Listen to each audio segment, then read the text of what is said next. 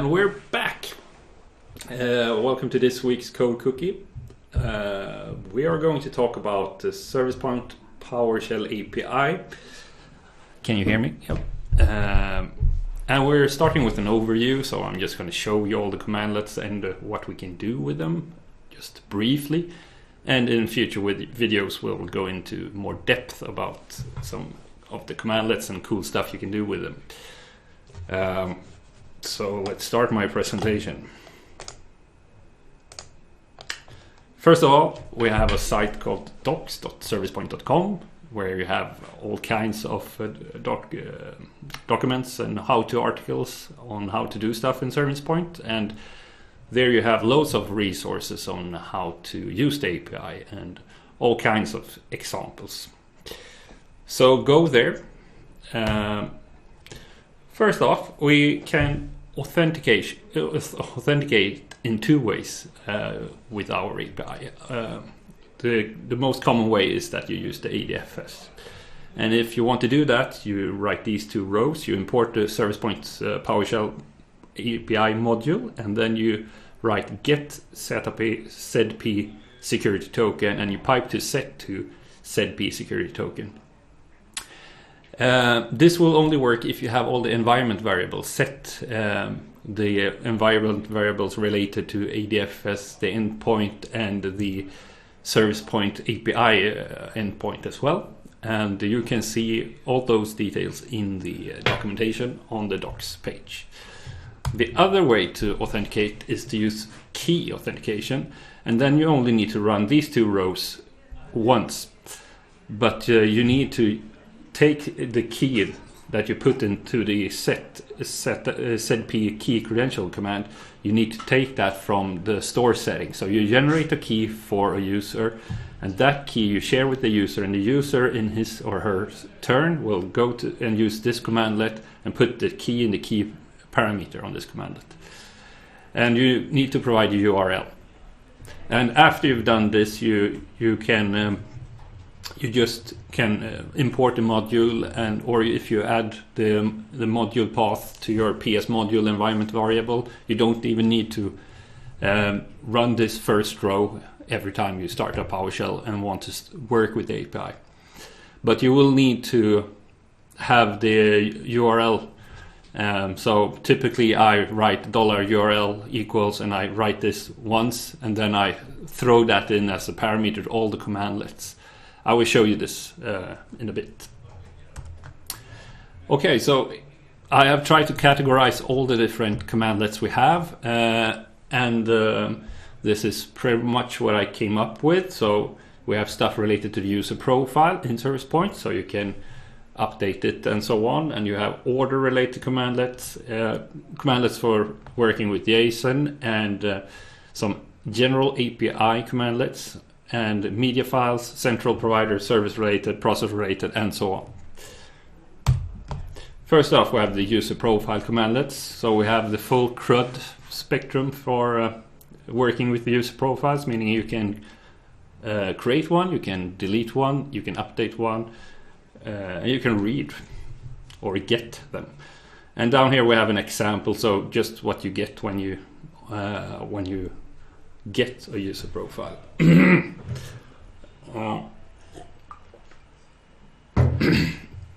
So you see that I've used the key authentication option here. I specified the URL parameter, and I threw that in when I ran the commandlet. So you have some interesting stuff there, like is temporary profile false?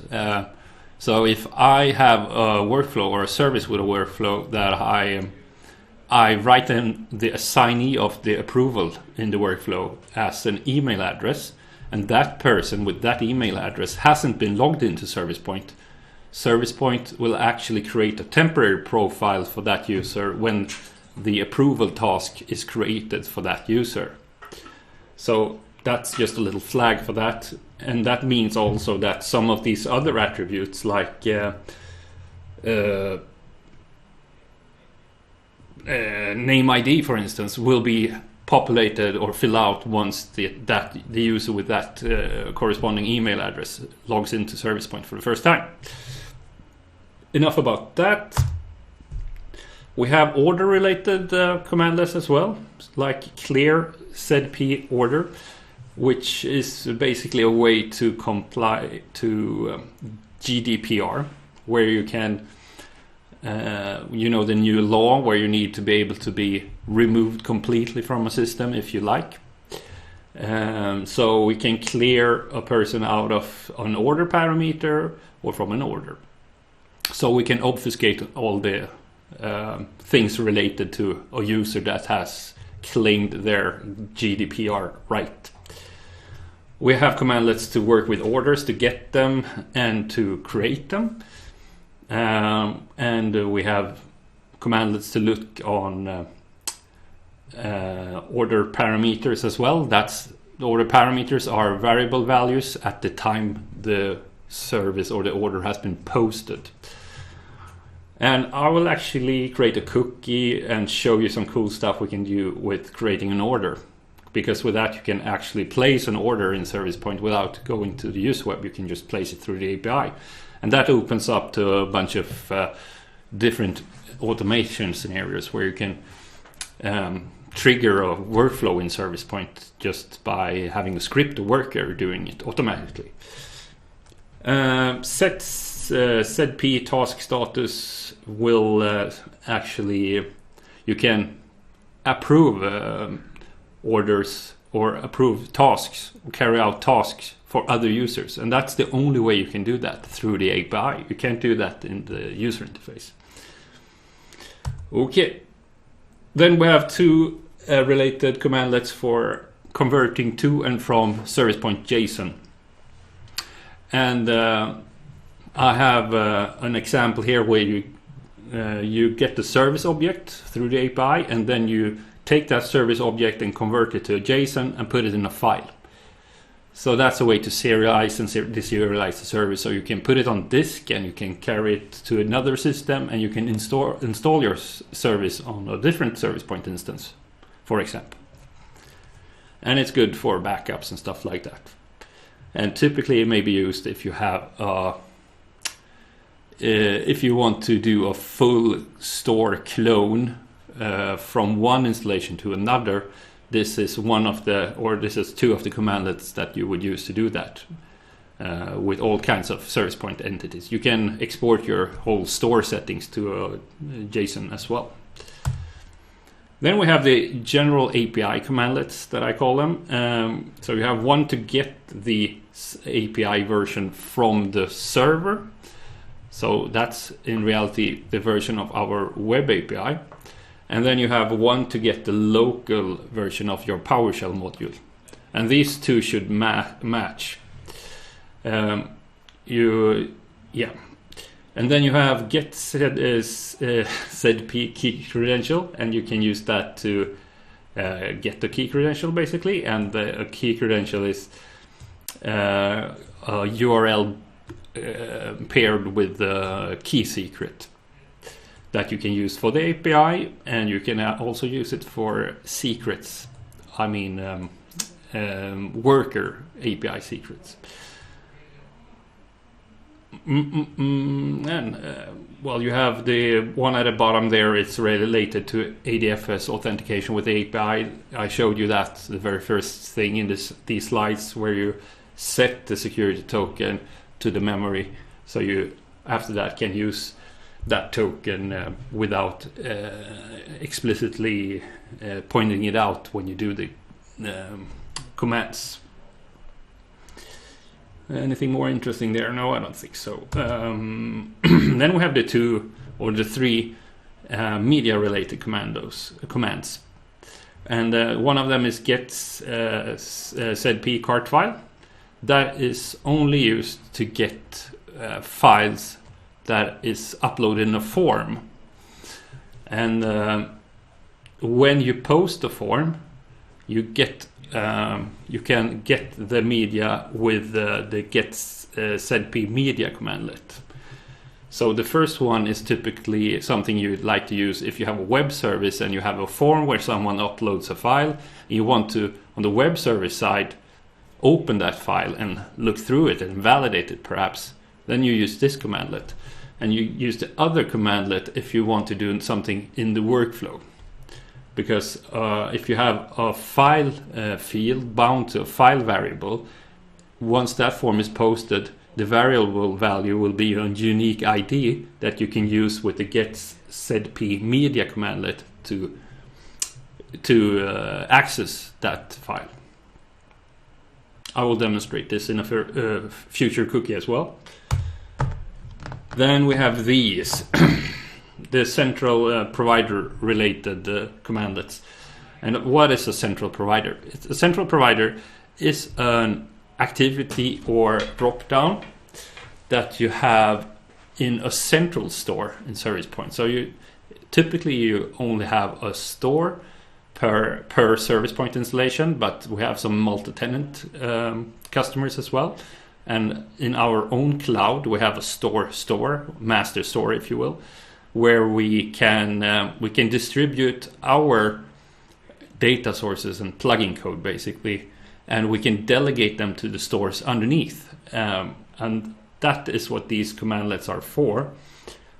And the thing with central providers is also that they are ran in a central provisioning system. And this is kind of neat if you have a multi-tenant set up and you have a domain where you have internal systems that only servers in your domain can reach, and then you have a customer with its own domain, but you want to integrate with your internal system. And since you have that central provisioning system, you can have people order stuff which can carry out automation in your central domain. So that's pretty cool, and I hope I explained it fair enough. Next up, we have service-related commandlets. So we have one here for just getting, one for creating, one for creating default variable values, and for removing, and for updating a service. And then we come to the process-related commandlets. And they are quite many. The reason is that you can actually build a process in the API. So you can use stuff like new checkbox item, new drop-down item, new field, where you can specify if it's a drop-down or checkbox, and you can create a grouped activity. So the philosophy with our API is that we want to have all the possibilities in the API that we have in the user interface as well. So that's why. And this maybe you use these commandlets the most when you do like imports and exports of processes, and you perhaps want to do a minor adjustment or something like that. And then we have this. I don't know why this got its own slide, but it's just one commandlet, and there you can look for delegations, active and delegations. And a delegation in Zervicepoint is where a manager who is an approver in a workflow or a task doer wants to go on vacation, they can delegate their approvals during the time of their leave. And that way someone else gets their tasks and approvals during that time window. Then we have email template related commandlets. So you have the full create, update, delete, read set there as well. And then we have something called Zervicepoint lists. I will create a cookie on this in the future as well, but basically it's a database within Zervicepoint. We have just established the baseline of this functionality. So we have, in the future, we would like you to be able to just connect a drop down to a Zervicepoint list and stuff like that. So it's typically smaller organization data, perhaps, that you want to store in Zervicepoint. And you have the full create, update, read, delete set there as well. Then we have pages. And all the page-related commandlets as well. And the page-related commandlets were previously, pages were previously called categories. So we still have a set of commandlets with the category in them, but categories are now called pages. So we deprecated all the category named commandlets, but basically this entity is almost the same. But this is we just keep them in there for janitor scripts and stuff like that customers have out there, so we don't disrupt any running services. Yeah, enough about that. And then I bunched these together. It's for tags, which is maybe not that much used, but it's something you can tag your services. And you have roles. That's pretty useful. I've used it in a number of times where I don't have access to visit the Zervicepoint page at the customer, but I have access to the API, and then I can go in and do stuff like add some role to someone or something like that, and I can do that through the API, some minor operations task. Then we have the store-related commandlets. You can do everything there as well. So you can get the store, you can export the store to a JSON file, and you can change the trusted issuers. You can change from new to old UI, and everything you can do in the admin web as well. And you can clone a store also if you want. The new ZP store takes a parameter with the store object that you can take from a different store, so you can basically copy a store and create a new one out of that copy. That was it for today. So in the up and coming videos I will look into some really cool stuff you can do with the API, so stay tuned for next week.